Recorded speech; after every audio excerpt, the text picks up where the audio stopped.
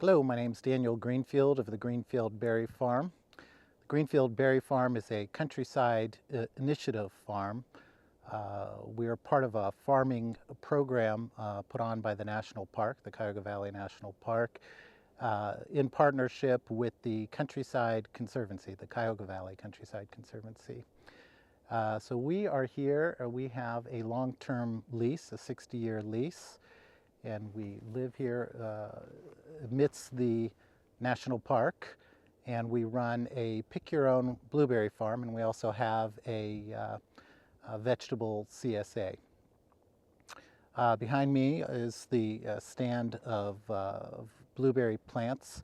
The oldest ones of them are about 6 years old, and they're at various levels of growth. I have some very small ones and some bigger ones.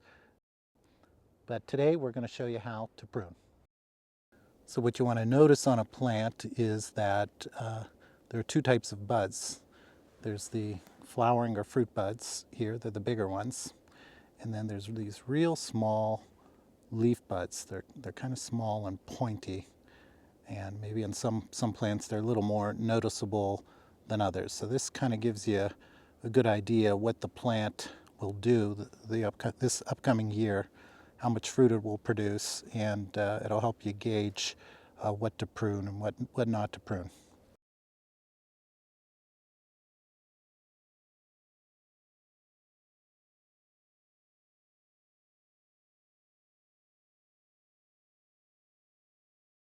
This will need to be cut out, and I'll probably cut this back to a lateral. You know, the first halfway decent looking lateral. This one or this one. I'll go ahead and just, oops. You know, a lot of these smaller branches that are dead, if you're doing a lot quickly, you can just break it off, you know, if you're so inclined. Some of the smaller ones are even easier to break off, and you might want to just clean it up quite a bit. For the most part, this looks like a pretty nice shoot, but we want to get rid of the dead and more diseased stuff. Most of our fruit will be up here.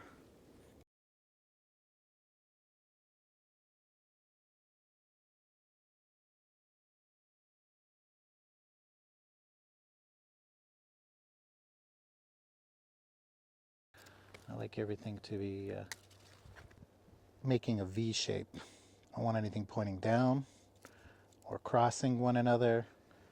And if it's too close to the ground and it's twiggy, you're going to want to get rid of it because it's just taking energy away from the plant. Pickers don't like to pick that low. All this little stuff, especially if it's pointing inward towards the bush, you don't need it. Like I said, it can be broken off.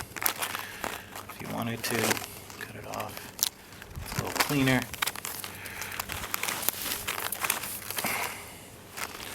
There's nothing going on that good here. I'll get rid of this. Get rid of this. This I could maybe cut off all the way down there. It's kind of, nothing's going on that good, and it's kind of tangled in. So it was just, I'm trying to open the bush up a little bit. It had a lot of little twiggy branches, and even though it has some decent growth on here with some good potential fruit, it was just caught up in the bush too much and crossing over other branches. This doesn't look all that healthy either. It's just too twiggy.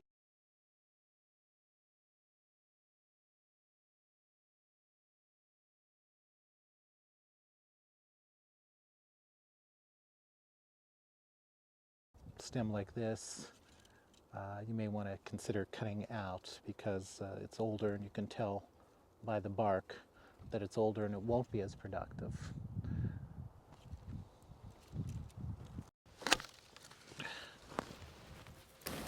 This too, so the bark is peeled away. Go ahead and do that.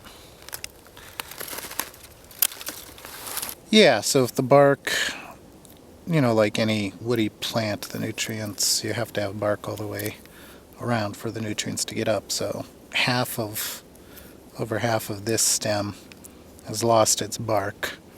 And though it seems to be doing not too bad up there, I think it probably won't heal and be better off to get rid of it. And so that's what I did.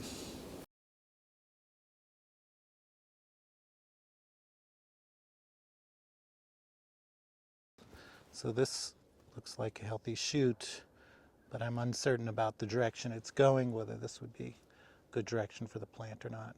It looks like it's heading into the other branches rather than out.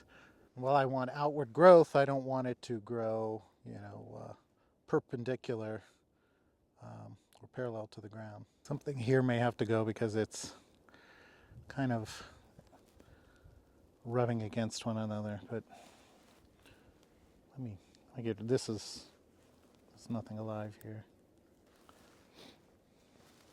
Actually, maybe what I'll do is cut it down to here.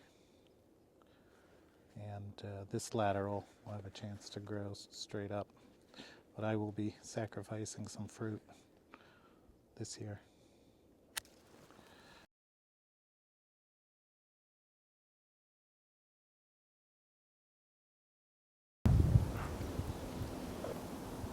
You'll want to top them, and topping will promote lateral growth.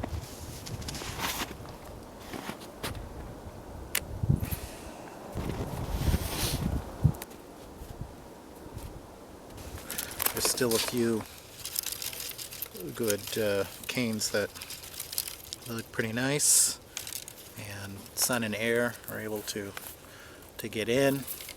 We've knocked off a lot of the growth from a lot of the twiggy dead stuff from within. There's still a little bit. I'll probably come back later and get a little bit more. That, I think it's opened up pretty nice, and I've left quite a bit that still has fruiting buds on it. That of course is your bread and butter, so I don't like overdoing it, but you have to think about the long run welfare of the plant and fruit production down the line as well. So you have to be a little merciless in order to get good fruit production in the future. And really open this thing up, prune quite a bit, and hopefully stimulate more growth. That's it for today. I hope you enjoyed this video on basic blueberry pruning. Thanks.